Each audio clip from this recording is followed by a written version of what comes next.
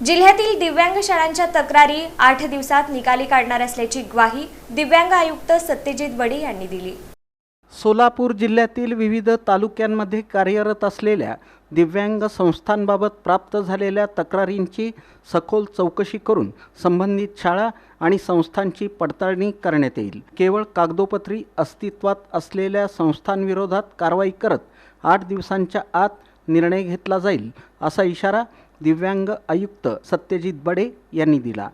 दिव्यांग आयुक्त सत्यजित बडे हे सोलापूर जिल्ह्याच्या दौऱ्यावर आले असता जिल्हा दिव्यांग सक्षमीकरण कार्यालयाच्या कामकाजाचा त्यांनी आढावा घेतला।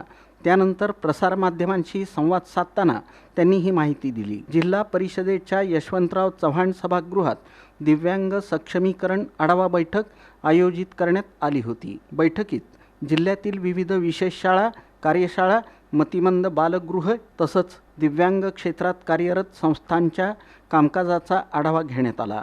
या बैठकीला HS गाडे, सुलभा वठारे यांच्यासह जिल्ह्यातील विशेष शाळांचे मुख्याध्यापक, संस्थाचालक आणि कर्मचारी मोठ्या संख्येनं उपस्थित होते।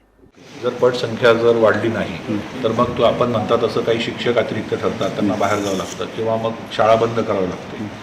शाळा काय फक्त शिक्षकांसाठी नाही आहे, शाळा ही त्या भागातील असणाऱ्या दिव्यांग विद्यार्थ्यांसाठी आहे।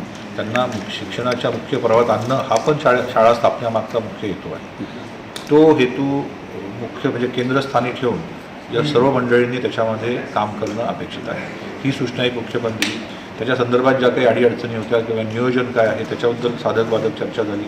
मुख्याध्यापकांच्या काही अडचणी होत्या त्याच्याबद्दल चर्चा झाली। असे साधारण विषय या ठिकाणी झाले। इथं पटसंख्याच नाही आणि अशी शाळा कागदावर जर चालत असेल त्यांची नावं तुम्ही आमच्याकडे द्या। 8 दिवसामध्ये सदर शाळा चौकशी अंती त्याच्याबद्दल निर्णय घेतला जाईल।